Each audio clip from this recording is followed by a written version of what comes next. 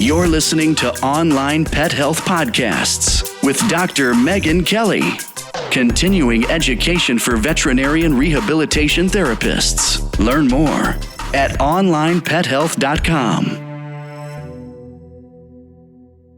Hey vet rehabbers, if this is the first time you're listening to the Veterinary Rehabilitation Podcast, welcome. Thank you so much for taking the time to listen. Please click the subscribe button so you get notified every Wednesday when I release my next episode. To my long-time listeners, thank you for your continued support. I appreciate each and every one of you. Before we head over to the podcast, I want to say a huge big thank you to Lydia Kirby from @Ace Animal Therapy. Thanks for the shout out about the Veterinary Rehabilitation Podcast on Instagram. Please email me at meg@onlinepethealth.com for your limited edition veterinary rehabilitation mug. Today and next week, I'm going solo. So I'm going to be talking about managing clients' expectations and dealing with the catastrophizing clients. This last one was inspired by a lecture on our small animal platform that was lectured by Unsatisfied. So first, we're just going to have a quick word from our sponsors. Choosing the right therapy laser and PMF system for your practice are big decisions, and that's why Response System has been helping to make that decision easier for over 35 years by offering Class 3B and Class 4 lasers, as well as a full line of PMF products designed for both small animals and horses. All of their systems are fully rechargeable and adapted for international grids. You can find out more at responsesystem.com. You can also come and chat to Response System at the Vet Rehab Summit. That's our online veterinary rehabilitation conference. It's happening on the 12th of November this year. We also have 3 amazing workshops on the 9th, 10th, and 11th. If you want to find out more, you can go to vetrehabsummit.com. So I really enjoyed recording this podcast, and I hope you all enjoy it. What's one of the hardest things about our job? Well, I think it's probably dealing with the people. So not all the people, but sometimes we just get those clients that are tricky and demanding, and nothing we do is ever right. I remember being asked at my veterinary university interview whether I like dealing with people, and I wondered, that's a strange question for them to ask, considering that I want to be a vet, I want to treat animals.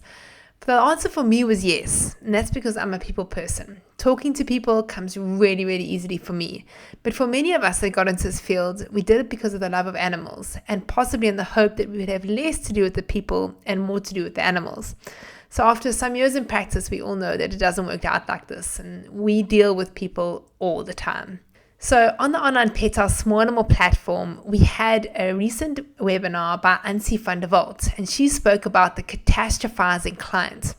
Now, I didn't even really know about this person, or I didn't have a name for them and this type of client, but I realize now after watching the webinar, it's more of a thing than we realize, and other vet rehabbers are also experiencing the same problems and issues with certain clients. So the next 2 podcasts are going to be dedicated to managing our clients' expectations and how to handle all types of tricky clients.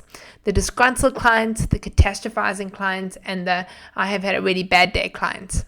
So in part 1 today, we're going to tackle the following: why creating consistent client experiences is important, a few tips on communication and how to prevent miscommunication, how to handle the clients that get funny with money, and my top tips for handling disgruntled clients. So we all have those demanding clients from whom nothing we do seems to be enough for them. We know there's nothing more that we can do, but they are not willing to accept this. They're often the clients who we've gone above and beyond for and literally have bent over backwards for them and their pets. What would you say if I said it could be your fault that they are so demanding? Now, I know it's hard to imagine, but in reality, an unhappy client is usually the result of a mismatched expectation between you and your client. It's important we have satisfied clients because of word of mouth. This is a huge part of our business. One dissatisfied client will also talk to about 10 people about their poor service, while it takes about 5 satisfied people to get one good recommendation. So the problem is that these unhappy clients tend to pull our practices down. Now, satisfaction is often a measure of our client's perception of the quality of the treatment them and their pet have received. Now, if a client walks out feeling really satisfied, they will hold on to the perception that the service was of a high quality. If they feel frustrated, they will recall the experience as one of poor service. In other words, your client's experience is the basis of how you will be judged. So your clients cannot judge you on your veterinary rehabilitation skills because they don't have the knowledge to know whether what you do is correct or incorrect. They have only the experience to base a judgment on. And our job as astute vet rehab therapists is to keep that knowledge uppermost in our minds. So we want our clients' experience to be absolutely amazing. So our clients' experience is king. And the client's experience is also largely based on their expectations. So I always ask my clients at the initial consult what their expectations and hopes are for their pet. And now this is important, as we need to manage those expectations from the very beginning. If the client's expectations are unrealistic, then they need to be told this from the outset and not at the end. So here's a great example of managing expectations that I can think of in my personal life. So one of the things that I don't really enjoy, it's not a big thing on my list of things to do. I know some people really like it, going to the hairdresser. For me, it's not that enjoyable, but there is one thing I do like about it, and that's that head massage that they give you when they put the conditioner in. And I really look forward to that. And the other day I went, and the lady who normally does the hair washing wasn't there, and the hairdresser herself actually had to wash my hair. The lady was on leave, and it was really disappointing because she didn't really do the massage nicely. She did it for like 10 seconds. It was actually quite uncomfortable. It wasn't even nice. And I left there like feeling a bit disappointed, to be honest, because it's the one thing about going to the hairdresser that I love. I just sit there and enjoy it. And I didn't get that experience. And so I had this expectation of what was going to happen that day, and my expectations were not met, and that left me unsatisfied and disappointed. So that's exactly the same for our clients. So we need to make sure that we know what their expectations are, and we can set these from the get-go. So as soon as we first see their clients, we need to know what they're expecting. So what are they expecting from our treatments? And we need to communicate really, really well with them so that there's no problem with them having an expectation and us not being aware of it. Either correcting them and setting them on a different path, saying that that's an expectation which we cannot carry on with, or if it is, we need to know about it and make sure that we carry on and make sure that they are satisfied. So we've all heard that saying, I always under-promise and over-deliver. And I find this quite a tricky one, to be honest, because sometimes our clients come to us and we are the client's last hope. And we really do want to give them hope. But clients do need to understand that there are many factors that influence how our body heals. Pets with very similar conditions can heal differently from one another, and there are also different circumstances that we find ourselves in. A great example is those pets that don't have a diagnosis. You know, the paralyzed Dachshund that comes in, it hasn't had an MRI, it hasn't had surgery. We don't know exactly where the spinal cord damage is, how severe it is, whether it's single, multiple discs. We have no diagnosis at all. And in order for us to be able to give them an accurate prognosis, we need to know that. In these situations, I often refer to human bodies and human hospitals and say, you need to understand that we're in this position because we don't have a diagnosis, and that would never happen in a human hospital. It's very difficult to treat and to have a program where we don't have that diagnosis. So if we don't have a diagnosis, we can only update our prognosis as we see improvements in the clinical signs. And we cannot promise much at the beginning, and the client needs to know why. And this is a prime example where often clients' expectations are not met. Another thing is your clients' experiences at your practice need to be consistent. So if the service you're offering is not consistent, you can open yourself up to a dissatisfied client. So a little bit like me with not getting my head massage when I went to the hairdresser. So, initially we might have a client who'd be very impressed with our services. Maybe we far exceed their expectations. So they have an expectation of what we were going to provide them, and we've exceeded them. So now they are like, wow, this practice is great. But then what happens is over time they get used to that. So maybe you offer them a cup of tea, and maybe they were expecting that cup of tea. Then one day you're short-staffed and they don't get that cup of tea. And, then they have a little bit of disappointment. Another example might be you have the underwater treadmill. Maybe you dry the dogs when the clients are supposed to be drying the dogs. You have a new staff member and they're just learning the ropes. They forget that they have to dry the dog, and the client takes the dog off. It's wet and they have to put them in their brand new BMW, And then again, dissatisfaction registers for them. So this all boils down to something that we discuss in the business basics area of the Online Pet Health platform, and it's all about systems. Systems create consistency, and that's why they are so important. If you have a documented system for everything in your practice, the client will receive the same consistently great service time after time. So for example, at the hairdresser, she would have had a system to say, you massage for 5 minutes and this is how you do it. And it would be consistent every single time somebody was at the hairdresser. And the same for our practices. So consistency builds trust, and with it is your reputation. And it will also make your practice more productive. So your aim should be to consistently provide a level of service where every client is satisfied every time. And the best way is to have these systems and processes, and then you can replicate them. So one of the most important skills in client services is communication. And this is usually where things start to go wrong. And it starts with you. So we need to be really good listeners. We need to ask our clients the relevant questions to understand what they hope to achieve, what their desired outcome is. Some people are really poor at communicating, and so I encourage you to make it a habit to repeat back what you have heard and ask the client to confirm if that's what they have said. So sometimes they might say things and maybe they're not communicating very well. You might misunderstand them. If you repeat it back to them, you are 100% making sure that what you've heard is correct in the way that you understand what they've said. So we don't want any mixed messages, and we want to understand our clients' hopes and expectations right from the beginning, and we want your clients also to feel heard. We also want to always be honest with them. So we can't give our clients guarantees. We cannot predict how a pet will heal and what a pet may do when out of our care. Measurable outcomes, I feel, are really, really helpful. Using goniometry readings, muscle mass, weight-bearing ability. This can really help to show a client how they're progressing, so how to communicate how the patient is improving.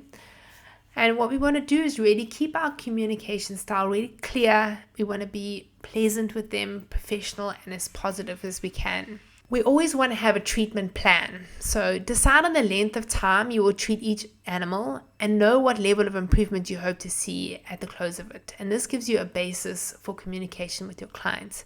At the very first consult, you want to explain to the client that the treatment plan may have to be adapted as you progress and will depend on outcomes. You want to tell them that you will keep them informed of any changes that need to be made before they are made. And before each treatment, you want to ask the owner how the pet's doing at home, and after each treatment, update them on the regarding progress. This gives the owner a sense of being a part of the healing team, and it helps with all the communication. So every single part of the process, and this step by step, we are communicating with the client the progress. We're letting them know if we're happy, if we feel like we are on the right path, and any changes that we want to make, we need to inform them. So as this treatment progresses, we want to just keep communicating with the client. If you don't see the improvement you hope for, you need to tell them this. You need to give them a clear explanation if you can. And if there is no explanation, you might need to explain to them, you might need to revisit the diagnosis or consider another disease process that might be hindering the recovery of their pet. But you need to discuss this with the clients. Never ever be scared to tell an owner that a pet has regressed and is not doing as well as you had hoped. And I know this is really, really hard. And sometimes we want to keep it from them and think, well, let's just see you next week, because you don't want the owner to be disappointed. But the majority of owners will appreciate your honesty and will trust that you are on top of their pet's treatment. So your original goal and plan will help. And in communicating with your client, you must always refer to that original goal and show them how close their pet is to achieving it. And there's maybe just 1 or 2 step regression, but you are managing it and you are on top of it.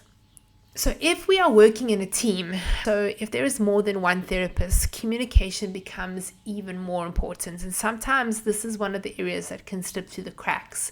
So sometimes one therapist might think that somebody has spoken to the owner, and in the end, no one has. To prevent this from happening, I think it's important to appoint one person responsible for the patient and communicating to the owner directly, because otherwise you never know what's been said. And maybe somebody explains one thing one way and somebody else the other, and then you can end up with a very confused client. If you have one person also responsible, you don't have to rely on staff members, maybe the front desk or receptionist. They might be too nervous to tell a client if there's some bad news, so they end up saying nothing at all. And we can avoid this by making the client feedback as an essential part of our system that we have for our consults. So one of the times when miscommunication creeps in is when an owner brings a pet in, but someone else in the family collects it. So it's really important that we always communicate with the original person with whom we started the treatment. If you cannot reach them on the phone, you can send them a WhatsApp, a voice message is great, or an email, and they'll really appreciate that feedback. And this will eliminate any possibility of any watered down version of your message being communicated to the owner. So we all know that broken down telephone scenario. It also creeps in when miscommunication, when the pet owner has taken time off work to bring a pet in.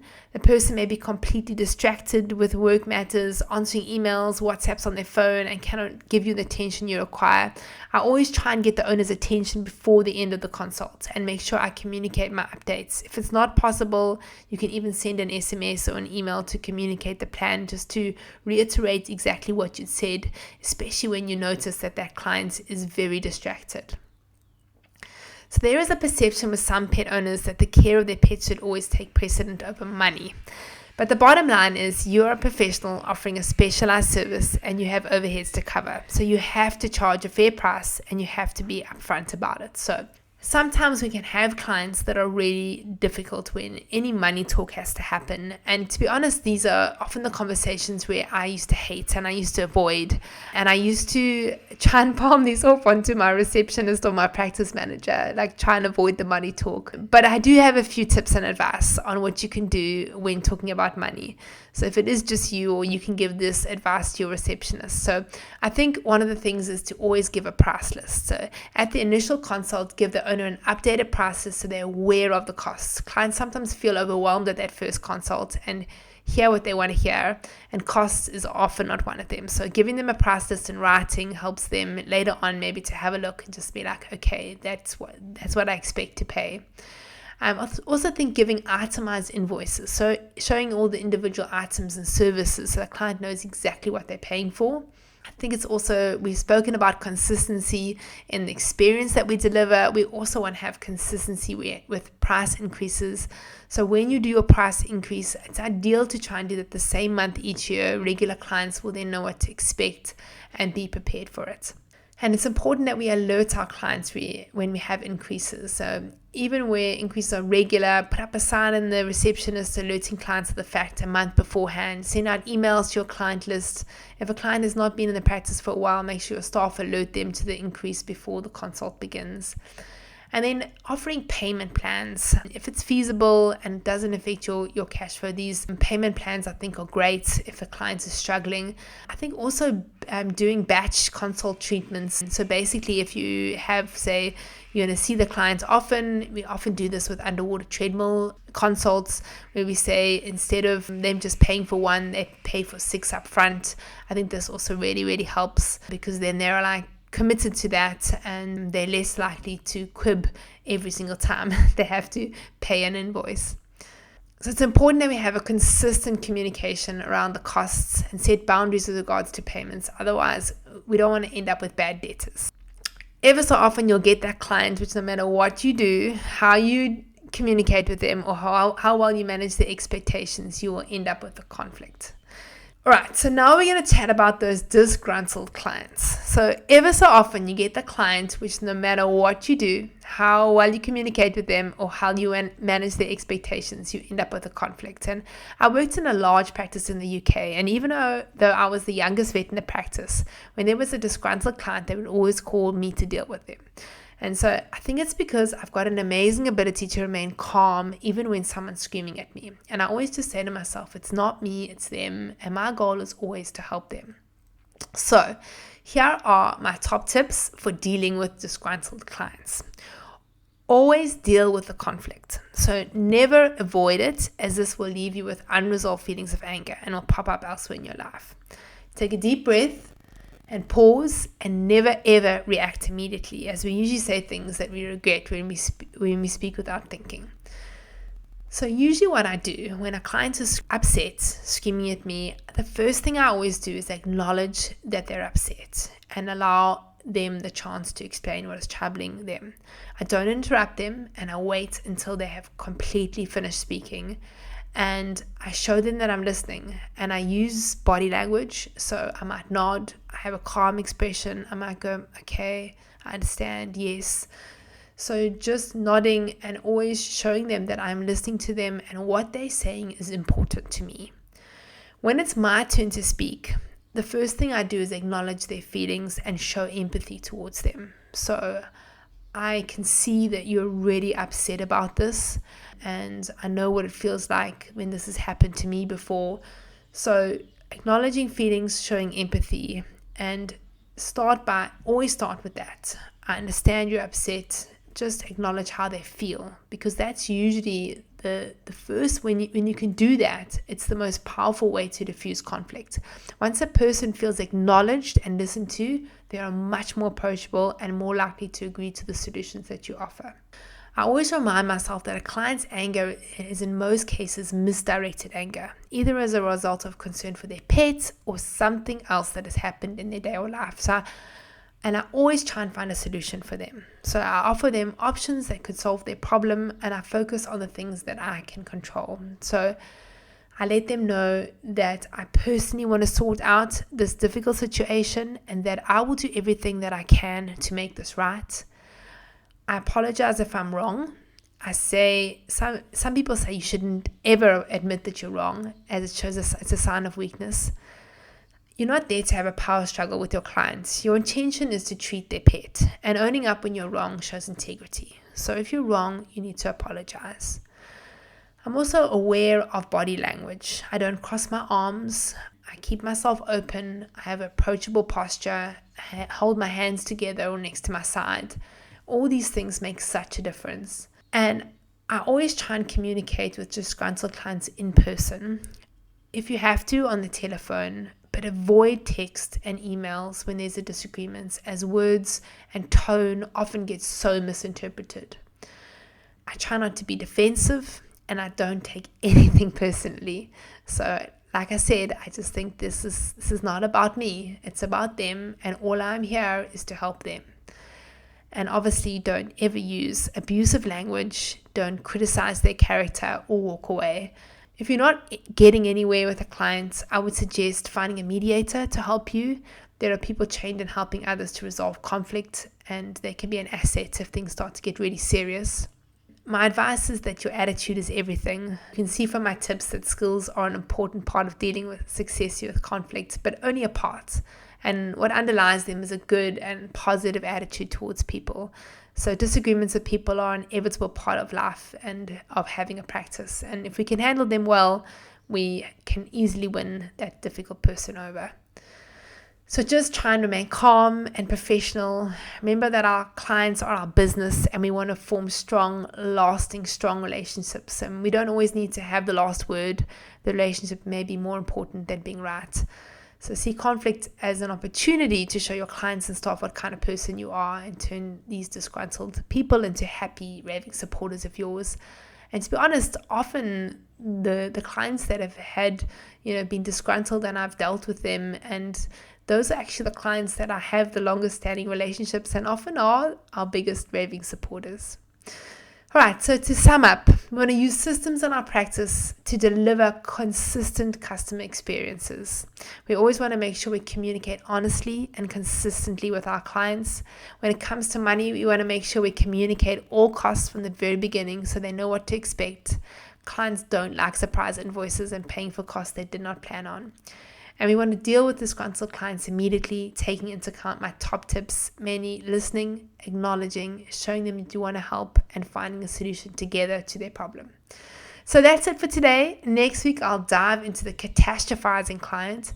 So when a client views or presents a situation to be far worse than it is, that's what a catastrophizing client is. And we're going to talk about how we can learn to recognize the signs or triggers of the catastrophization, and we can uplift and empower our clients throughout that rehab journey of their animal, these specific clients that are suffering from catastrophization. That's a big word. I hope you enjoyed this and looking forward to the second part of this next week. If you enjoyed this podcast, please hit the subscribe button so you get notified every time I load a new podcast.